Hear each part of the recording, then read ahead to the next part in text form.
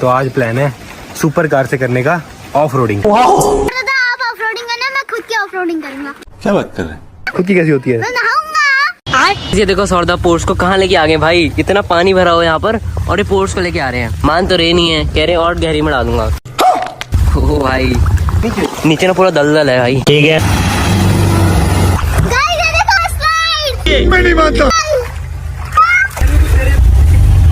ये क्या है? हमारी चप्पल ले गए भाई। अबे ये क्या है? लिफ्ट। कुछ भी। अबे सारी चप्पलें रख दी यहाँ पे। आज बहुत मस्ती होगी, चलो भाई।